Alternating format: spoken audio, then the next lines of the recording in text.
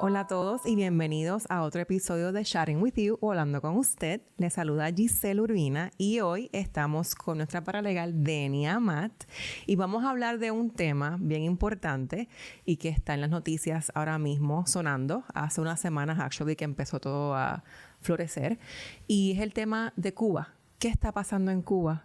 ¿Y quién mejor para ayudarnos con esto que Denia? Ella es cubana. Y Denia, ¿hace cuánto tiempo fue que te mudaste para los Estados Unidos? En el 2009, en marzo del 2009. Ok, llevas bastante tiempo acá. 12 años. Sí, wow, cómo pasa el tiempo, ¿verdad? Me parece que fallé, Giselle. I know. Y llevas con nosotros ya 5 años, que también parece que fue ayer. Y ya son 5 años, qué felicidad. Para mí. Sí, para ambas. Entonces, queremos comenzar con la pregunta que yo a veces me he sentado contigo durante los años a hacerte par de preguntas o escucho tus historias de cómo es la vida en Cuba. Y yo pienso que es algo que todos nosotros podemos aprender porque de lejos o de afuera no sabemos realmente todo lo que pasa adentro, al menos que no estés viviendo allí. Entonces, cuéntanos cómo es la vida en Cuba. Sí, yo digo eso siempre. Para entender la situación en Cuba hay que haber vivido allí, pero haber vivido como cubano, no ir allí como turista una semana, 15 días, no. Mira, la vida en Cuba está llena de vicisitudes y privaciones. No solo es el asunto de la escasez económica. En Cuba se implantó desde hace muchísimos años, casi al principio del triunfo de la Revolución Socialista de Fidel, una famosa libreta de abastecimiento. Abastecimiento que más bien es racionamiento. Cuando esa libreta empezó, te daban, 5 o 6 libras de arroz por persona al mes para cada núcleo familiar, o sea, por persona. 4 libras de azúcar, 5, un tubo de pasta por núcleo, un jabón de lavar por núcleo, un jabón, tú sabes, depende del núcleo familiar, del tamaño que tuviera. Siempre fue escaso. Se fue creando un tremendo, grande mercado negro, donde la gente que tenía acceso a trabajar en los lugares donde el gobierno tenía sus almacenes, pues empezó a sacar mercancía y venderla en mercado negro, y la gente así se satisfacía, porque realmente eso te alcanzaba los primeros 10, 15 días a lo sumo. Por decirte algo, eran 8 huevos al mes por cada persona. Wow. Nadie se alimenta así. 1 libra de pollo por persona al mes, 1 libra de pescado al mes. Nadie puede vivir con ese racionamiento, ¿ves? Entonces se empezó a crear ese mercado negro. El gobierno lo sabía, pero eso también era un mecanismo como de tener a la gente coaccionada, porque en cualquier momento en que tú le fallaras ideológicamente al Estado, que él requiriera algo de ti, tú te negaras o lo que fuera, pues ellos sabían que tú estabas o comprando o vendiendo algo, y eso es un mecanismo para ver muchas personas que fueron defenestradas de sus puestos de trabajo y demás y demás. O sea que funcionaba así. En Cuba todo es propiedad del gobierno. O sea, en Cuba tú no puedes decir voy a estudiar medicina y voy a sacrificarme mucho y voy a comprar una clínica o voy a fundar una clínica y voy a contratar enfermeras y no, porque todo el sistema de salud pertenece al gobierno, todo. No hay medicina privada, no hay escuelas privadas. Todas las escuelas son instituciones del Estado donde se imparte la misma enseñanza, adoctrinamiento desde que el niño es chiquitico de 5 años. Los niños son casi obligados a usar una pañueleta que hasta los 5º grado es azul y después de 5º grado es roja. Eso significa ser pioneros por el comunismo. Wow. El niño que se niegue, o la familia del niño que se niegue, pues ese niño, no importa la inteligencia del niño, puede ser el niño prodigio más inteligente, puede haber sido Einstein, nacido en Cuba, no hubiera podido estudiar más allá del preuniversitario, que es como le dicen al high school en Cuba. O sea, punto. No hay posibilidad para un niño que no participe en las organizaciones políticas infantiles o que su familia no participe en las organizaciones políticas del país. No hay posibilidad de estudio, y eso fue lo que me pasó a mí y a mi familia en este caso, ¿ves? Nosotros, por nuestra religión, no participábamos en actividades políticas. Nunca fuimos capaces de tomar ninguna acción en contra del gobierno. Pero el simple hecho de ser neutrales, de decir, no, nosotros no participamos, eso hizo que yo no pudiera seguir estudiando, mi esposo fuera expulsado de la universidad, y así todos mis amiguitos y amiguitas que yo tuve en mi juventud, ¿ves?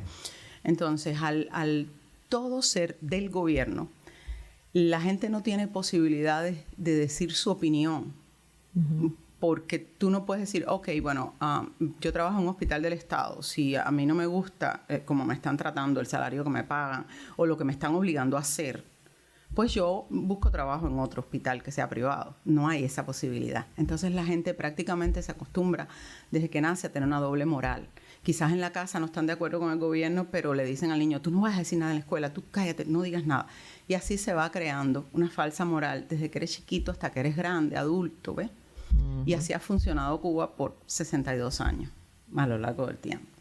Con la caída del bloque socialista, en el año más o menos por los 80, principios de los 80, Cuba se vio en una crisis económica muy fuerte, porque sus principales...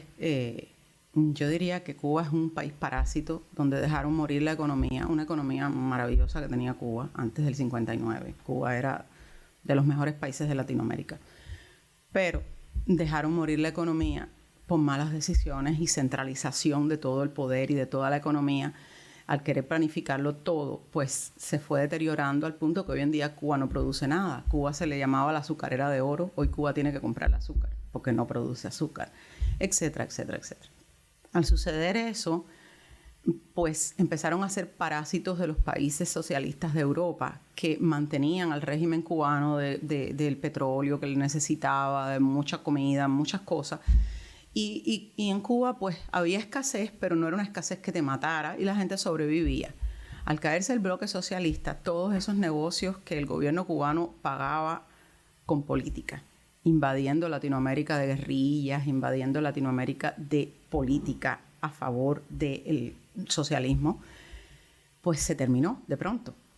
Y en lo que encontraban otro hospedero para parasitarlo, que fue Venezuela después más tarde, pero bueno, mientras no encontraron eso, Cuba se vio sumida a lo que llamaron periodo especial. Un periodo especial donde, por decirte algo, habían 8 horas de corriente eléctrica por 8 horas de apagón. Así. Oh my God. Wow. Las mujeres que tenían que lavar la ropa, ya sabes, si te tocaba de día, bueno, si te tocaba de madrugada, no podías dormir esa noche, tenías que lavar porque no, ya sabías que 8 horas de día no iba a haber electricidad. La comida de los bebés que había que molerla en la batidora. O sea, la vida se hizo insoportable. Yo presencié personas desmayarse del hambre en la calle, de hipoglicemia. La gente salía con bolsitas de azúcar para cuando se sentían que se le estaba dando algún mareo. La gente se puso flaca en masa. O sea, fue una cosa bien horrible. Yo me acuerdo una amiga mía que no tenía papá, era una mamá soltera, y la anécdota que me hizo llorar muchísimo, porque en el caso mío no pasé tanto trabajo, ¿no? Pero sí vi gente pasando mucho trabajo. Ellas eran estudiantes de la universidad y la mamá trabajaba en un museo. Ellos le alcanzaba la comida que daban en las tiendas para 10 días o algo así. El salario de la mamá daba para comprar 5 libras de chícharo, que es aquí le dicen pis. Sí. 5 libras de chícharo y 5 libras de azúcar negra, con azúcar morena.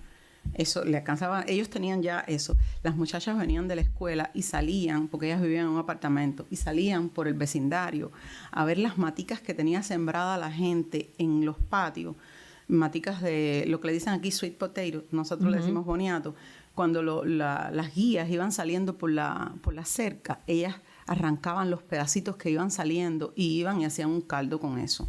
O sea, la segunda mitad del mes, ellas sobrevivían con esas cosas, ¿ves?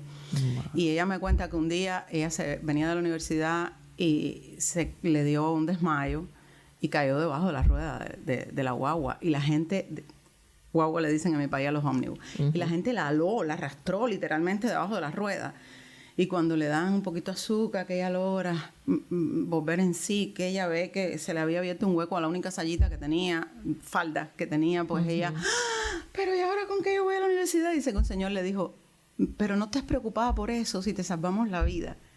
O sea, se vieron situaciones horrorosas. La gente que vivía en la ciudad de La Habana, porque que vivía en el campo como que sobrevivió un poquito mejor, pero los que vivían en las ciudades, por ejemplo, yo vi personas buscando tierra y llenaron de tierra los portales y sembraron ahí tomate, sweet potato, cosas que se dan rápido, cosechas de esas que se dan en un mes o dos para tener algo que comer. Yo vi casas, por ejemplo, oscuras que parecían una caverna porque la gente no tenía con qué cocinar y cocinaba con leña, con palos dentro de la casa porque eran apartamentos pequeños que no tenían patio. O sea, fue horroroso. Uh-huh. Al Cuba hacer relaciones con Venezuela, ya encontré un hospedero a quien chupar. Uh-huh. Empezó a mejorar un poquito las condiciones. La otra cosa es que tomaron medidas para que entrara turismo. El turismo empezó a ventilar un poco la economía. Y las condiciones mejoraron. Nunca han sido normales. Nunca, jamás. Uh-huh. Bueno, nunca han sido normales. Pero ya la gente empezó a engordar. Ya se pudo volver a empezar a comer un poquito más normal. ¿Ves? Uh-huh. Y ahora con la situación del COVID, bueno, se ha ido deteriorando, anyway. Ya un país que no produce, no hay manera. O sea, no comercias. Ya se chuparon Venezuela. Ya Venezuela no da leche. Ya tienen que buscar otro hospedero. Mientras aparece ese otro hospedero, el sistema de salud, que nunca fue bueno, y debo decir que esa es la mayor propaganda del régimen cubano, el sistema de salud nunca ha sido bueno, porque un hospital donde tú tienes que llevar tus sábanas, el cubo para bañarte, tu ventilador, no es un sistema de salud bueno. Un hospital en donde tú te tienes que bañar encaramada en una silla porque el lugar donde tú te bañas está tupido y hay moho negro, no es. Mío. Un hospital que tiene goteos en los techos, uh-huh, no es un sistema de salud bueno. O sea, yo me operé en Cuba. Yo tuve 2 niños en Cuba. No me puede hacer nadie cuento de potencia médica cubana. Los médicos son muy humanos porque en Cuba ha habido una muy buena escuela antes de la revolución. Lo mismo de dentistas que de médicos. Y aprenden bien en la escuela. Uh-huh. Pero después no tienen con qué trabajar, no hay condiciones. Entonces te vas a encontrar médicos muy humanos hasta ahí. Hasta uh-huh, ahí. Por ejemplo, mi operación que me hicieron en Cuba última antes de venir para acá, los hilos que me cosieron son tan baratos en el mundo que nadie, ya son de donación, viejos, vencidos, que es frecuente que la gente hace alergia a eso. Por ejemplo, yo estuve 2 meses con todos los puntos abiertos, botando trocitos de hilo por el vientre. O sea, Dios mío, no es potencia médica, uh-huh, para nada. Pero como ya no hay de dónde sacar, uh-huh, pues eso ha llegado a unos niveles asquerosos. La gente convive en los hospitales con las ratas y las cucarachas que caminan por las camas. La gente se acuesta en colchones que tienen gusanos. Y estoy diciendo eso y cualquiera puede meterse en internet y buscar uh-huh, vistas de hospitales cubanos y uh-huh, va a ver de todo lo que estoy hablando. O sea, uh-huh, no estoy diciendo exageración. Uh-huh. Entonces, producto de este COVID, que hubo que cortar el turismo, uh-huh, los hospitales están ahora mismo colapsados, la gente está muriéndose en los pasillos de los hospitales. Ya la gente se cansó. No hay un Tylenol para un dolor. Y la gente que tiene cáncer no tiene, y eso tengo en la familia a alguien, uh-huh, que no hay cómo aliviar el dolor de una persona que tiene cáncer. O sea, es bien difícil ahora mismo todo. Dios mío. Y parece que ya la gente de la población se ha cansado. Uh-huh. Y luego hay un 30% de personas que tienen familia en el extranjero y con las remesas pues logran sobrevivir un poquito mejor. Porque uh-huh, en Cuba no hay nada en las tiendas con moneda nacional, que es con el dinero que se paga a los trabajadores, ¿ves? Entonces, las tiendas que se compra por divisa únicamente tienen acceso a los que tienen familiares en el extranjero, porque de otra manera tú no puedes ganar dólares en Cuba. Uh-huh. Entonces, esas personas como que más o menos sobreviven un poco, pero los que no lo tienen están pasándola muy mal. Y parece ser que la gente se hartó y se ha ido a la calle. Y el 11 de julio, 45 ciudades de mi país, casi a la misma vez, se fueron para la calle. Inmediatamente el gobierno cortó internet. Uh-huh. Estuvimos incomunicados con saber lo que estaba pasando por más de 48 horas, casi 72 horas, en donde no se sabía lo que estaba pasando. Wow. Sí, obviamente uno piensa lo peor porque no tiene comunicación. O sea, yo sé cuando, por ejemplo, pasa un huracán o algo así que se corta todo y uno ahí pendiente qué es lo que está pasando. Es muy diferente a cuando tú sabes que es algo completamente diferente en el sentido de que obviamente hay armas, ahí está el gobierno que está obviamente haciendo y deshaciendo y tú no puedes saber, ver, ya que no hay internet, no hay nada que te pueda facilitar. El domingo 11 de julio, Giselle, las manifestaciones fueron totalmente pacíficas. Se vio que de pronto, sin nadie planificarlo, sin que eso fue algo así como que se alzó un pueblo entero, que fue casualmente el pueblo donde yo nací. No porque yo vivía ahí, sino porque ahí era donde estaba el hospital donde mi mamá fue a dar a luz. Ese pueblo se fue a la calle. Vimos las vistas, fue una cosa como que nadie lo esperaba, recorrieron rapidísimo las redes y yo me imagino que como alguna gente ya en Cuba va teniendo acceso a internet, sobre todo ese 30% que tiene familia en el extranjero y demás, pues tienen, que es demasiado cara, pero uno se las paga desde aquí. Pues ellos fueron viendo lo que estaba pasando y se fueron embullando y fue cayendo así uno tras de otro, tras de otro, tras de otro, 45 ciudades. Como no había orden de nada, eso tomó al gobierno por sorpresa. El gobierno no sabía lo que estaba pasando. El presidente fue a ese pueblo, él pensando que podía, tú sabes que era algo local, que le iba a poder. No, se tuvo que ir porque la gente le gritó horrores. La gente está muy clara en Cuba de lo que está pidiendo. La gente en Cuba no está pidiendo comida o medicina, que realmente es lo que más necesitan ahora mismo. La gente en Cuba está pidiendo libertad. Ellos ya aceptaron y quieren un cambio de sistema. Punto. No importa lo que diga el mundo, porque yo sé que hay muchas noticias que no están diciendo claramente lo que está pasando, ¿ves? Pero sí, la gente está pidiendo su libertad. Entonces, el señor cortó la internet, pero todo lo que vimos el domingo fue como la policía, hubo lugares donde se arrodilló, dejó pasar a los manifestantes, no hubo nadie que dio golpe. Pero el lunes por la mañana, ya el domingo por la noche, el presidente de Cuba habló, que se llama Díaz-Canel, y él dijo que no iban a tolerar que las calles eran de los revolucionarios y que la orden estaba dada y que iban a tener que pasar por encima de, dijo, nuestros cadáveres si quieren tumbar la revolución. Cuando nosotros los que estábamos afuera oímos eso, sabíamos que iba a haber muerte, que iba a haber sangre, porque nosotros lo conocemos. Claro.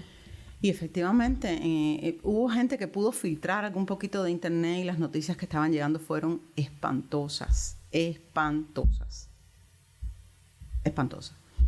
Y todavía están llegando noticias y imágenes que todavía, cuando hay un poquito de internet, porque la quitan y la ponen, y cuando la ponen con la frecuencia tan baja que no puedes enviar un video con facilidad. Pero aún así la gente se las está arreglando. Y hay ahora mismo 400 y pico de desaparecidos, de gente presa. Le están haciendo juicios sumarísimos. O sea, no importa caso individual. A lo mejor tú no estabas gritando nada, pero estabas en ese lugar y tenías un teléfono en la mano y ya. Están yendo a buscar a los muchachos a las casas y los están sacando para llevárselos. Las madres están desesperadas. El video que me enseñaste es horrible. Sí. Ahora también ellos han ido a los muchachos universitarios y los están obligando, les están dando palos y los están sacando a la calle a dar golpe a los manifestantes.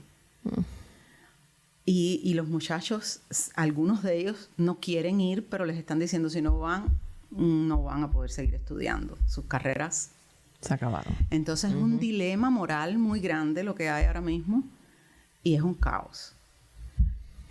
Los cubanos del mundo entero, yo nunca pensé que se iban a unir así. O sea, yo no pensé eso. En España, en Suecia, en Italia, en Canadá, en Estados Unidos, en cuánta ciudad tiene Estados Unidos, los cubanos han ido para la calle a pedir al gobierno americano que presione el gobierno de Cuba, porque en la opinión de los cubanos, pues se está haciendo como que un poco débil la respuesta de Estados Unidos, porque la gente en Cuba siempre pensó que cuando nosotros salgamos para la calle, si nos dan golpe o nos matan, nos va a proteger Estados Unidos. Y ellos no han encontrado esa protección porque el statement que ha salido ha sido como que nosotros exhortamos al gobierno de Cuba que no sigan haciendo eso. Y los cubanos los cubanos del exilio opinan que eso está muy suavecito. O sea, que no se puede decir exhortamos. Hay que demandarles que no sigan haciendo eso. Entonces, bueno, ahora mismo hay protestas en todas partes. La gente de la Florida es todos los días prácticamente para la calle.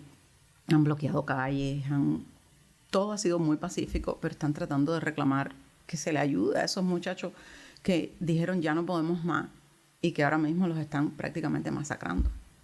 Y eso es lo poquito que podemos ver, porque como tú dices, han cortado el internet, han cortado el acceso. Imagínate, las cosas son mil veces peor lo que realmente está pasando. Y como tú dices, o sea, es algo que viene de hace tiempo, una opresión, y ya las personas dijeron, ya me cansé. O sea, sí. ¿Qué más va a pasar? O sea, ¿qué más? Yo no puedo soportar más. Tengo que exigir que esto cambie. Exacto. La gente llega a un punto en el que ya no tengo nada que perder. Ajá. Si no tengo nada, me lo han quitado todo. O sea, ya, ¿qué más? Mátame. Ajá. De hecho, los han habido ahora después que se pusieron las protestas bien violentas. Yo he visto videos donde los muchachos han dicho así, mátame, ¿qué me vas a hacer? Mátame. O sea, ya no tienen miedo. Sí hay miedo en la mayoría de la población. Claro. Pero, porque es muy brutal la situación, es muy brutal. Pero yo pienso que esto es el inicio. Ya la gente no se va a callar. O sea, ya hay un descontento porque ya esos muchachos que están cumpliendo, ahora mismo les están echando 1 año, 2, los hay que le han echado 7 años de cárcel por tener un teléfono y firmar, por gritar Patria y Vida, que es una canción que hizo una asociación de artistas famosos cubanos que se han puesto de acuerdo y hicieron esa canción, porque el lema siempre de la Revolución Cubana fue patria o muerte. Oh, wow. ¿Ves? Porque hay un dicho de Fidel que decía, quien intente apoderarse de nuestra tierra solo recogerá el polvo de su suelo anegado en sangre si no perece en la lucha. Este me lo sé de tanto que lo repetía. Entonces la consigna siempre fue patria o muerte. Entonces la nueva generación está como que eso lo ve ridículo y ellos dicen, no, patria o muerte, no, patria o vida. Nosotros queremos vivir y tener un futuro y queremos vivir una vida normal como la de otros países. Son seres humanos. Exacto. Entonces esa canción tiene un significado, ha adquirido un significado tremendo para los cubanos y la gente está gritando eso en la calle, patria y vida. Esa es la consigna que está sacando a los muchachos. Y eso se ha convertido en un delito. O sea, el que ponga la canción o el que salga a la calle y diga eso, va preso automáticamente. O sea, juicio sumarísimo. No tienen ni que presentar testigos, ni que hacer nada. O sea, ya es... lo gritaste, 1 año. Acabado. Ya. Wow. Y otra cosa que tú y yo hemos hablado, porque pues yo soy puertorriqueña, tú eres cubana, nos fuimos de nuestros países.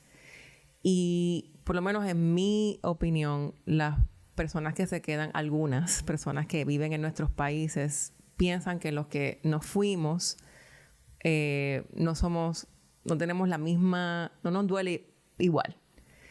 Y yo estoy aquí para escucharte y para decirte, yo sé que te duele igual. Duele. Que como si estuvieses allá. Duele. Porque tú tienes familia, porque ahí fue donde creciste, porque obviamente viviste allí todavía más de la cantidad que has vivido acá. Esas son tus raíces, ese eres tú. Y no importa cuán lejos tú te vayas, tu corazón siempre le pertenecerá. O sea, y yo lo siento así por mí misma. Yo sé el dolor que estás pasando y yo siento que también la gente tiene que estar consciente que aunque nosotros no vivamos allá, podemos también crear conciencia. Sí.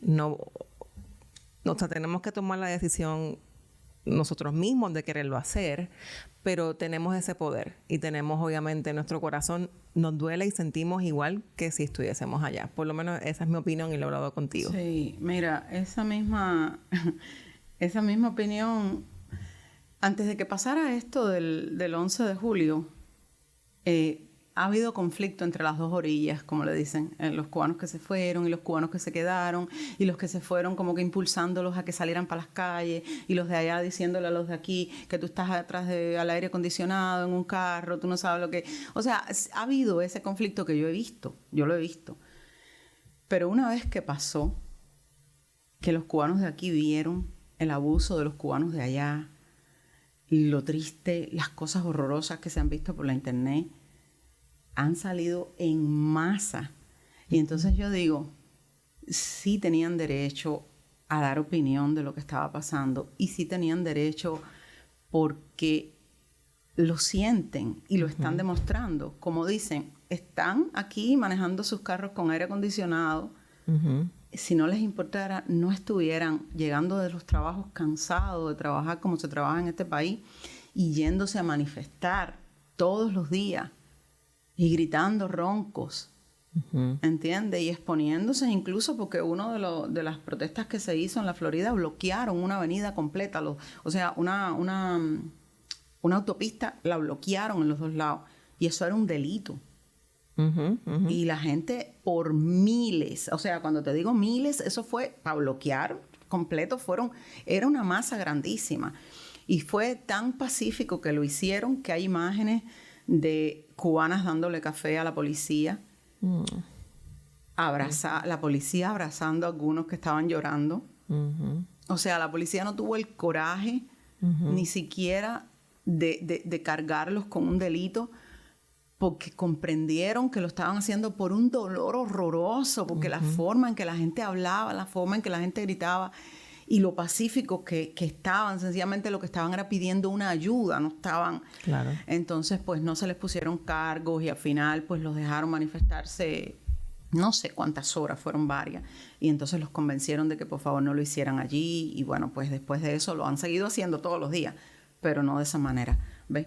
Entonces, ver que la gente está pagando sumas altísimas de dinero para ir a la Casa Blanca, alquilando buses, llevando sus propios carros, gastando dinero en hoteles, en comida, para ir solamente a manifestarse, te da la medida de cuánto duele. Porque si no doliera... No había razón por la cual hacer eso. No había razón para hacer esas cosas, ese sacrificio, Claro. porque es un sacrificio, ¿ves? Claro. Y se sienten con la responsabilidad de apoyar a los que están adentro. Claro, porque su familia está ahí. Amigos, y aunque no tengas o sea, a nadie, pero yo conozco gente que no tiene a nadie, Giselle.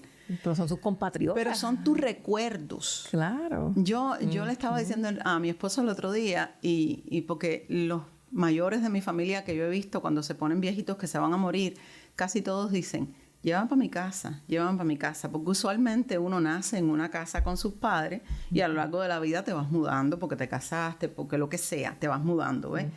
Y entonces yo le decía a mi esposo, cuando yo me ponga viejita, que yo diga eso, porque casi todos los viejitos que yo conozco lo han dicho, que yo diga, llévame para mi casa, ¿cuál será la casa que yo tendré en mi mente?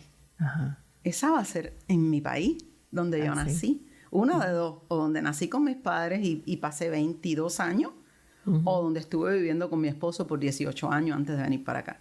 Una de esas dos casas va a ser la casa que yo voy a tener en la mente, pero te aseguro que no van a ser las casas de aquí. Te aseguro que no.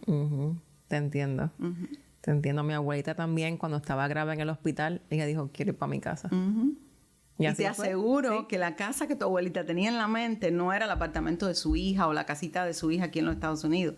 No. Era la casita donde ella nació, allá donde sea que ella haya nacido. Porque eso es lo que le queda a uno. Eso es así.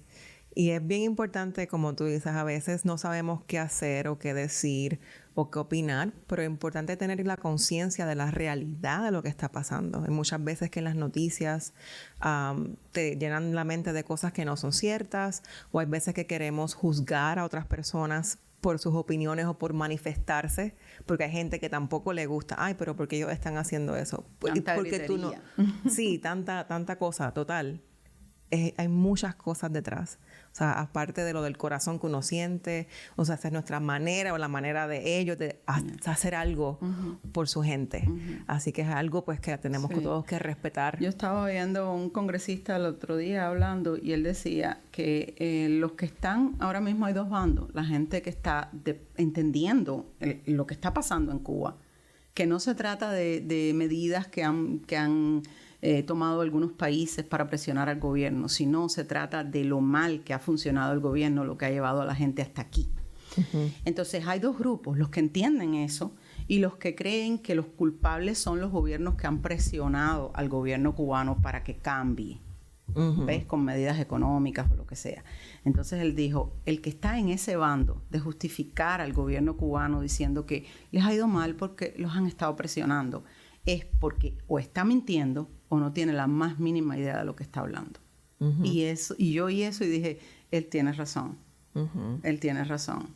Porque, y te estaba comentando ahorita, otra muchacha que vi en las redes que dijo, ponerse de parte del gobierno cubano ahora diciendo, ay, levántense las sanciones, es como el que ve a un esposo golpeando a su mujer y la está en el piso dándole de patadas y abusando de ella, y entonces te sientes tú a analizar de que, bueno, pero ese día él se sentía mal porque él tiene un récord criminal y no le dieron trabajo y la situación económica en la casa está mala, eso se sintió mal y reaccionó de esa manera, vamos a limpiarle el récord, vamos a conseguirle un trabajo. O sea, es como premiar al niño que se está portando mal en la casa. Tu niño tiene una perreta porque quiere un dulce, está escupiendo a las personas, dándole patadas o mordidas a su mamá y a su papá, y entonces tú dices, bueno, pero es que él quiere el dulce, dáselo. O sea, tú lo podrás hacer, pero esa no es la manera correcta de criar un niño. Igual, cuando tú tienes acciones, tienes consecuencias y no se te puede premiar. Y a mí me parece que en estos momentos eso es lo que está pasando con el gobierno cubano. Claro. Y te agradezco mucho. Yo sé que esto es un tema bien difícil y bien fuerte, que te llega al corazón, que te ha afectado personalmente. Y te agradezco mucho por compartir con nosotros pues la historia de cómo se vive en Cuba, de qué es lo que está pasando. Obviamente no tenemos nosotros que tomar ningún bando ni nada. Es simplemente esto es lo que está pasando. Somos humanos. Vamos a crear conciencia. Vamos a realmente ver la realidad. No la fantasía o no lo que nos estamos imaginando, sino lo que realmente es. Y pues esperamos que pronto pueda haber alguna solución, algún tipo de ayuda. Y pues qué bueno que aunque sea algunas personas podamos tocar con este podcast para que ellos pues puedan entender un poquito más de lo que realmente está pasando. Y pues si desean hacer algo, pues ya queda en sus manos. Gracias, Giselle. Muchas gracias por la oportunidad de explicarlo. No, claro que sí, gracias. Hasta la próxima.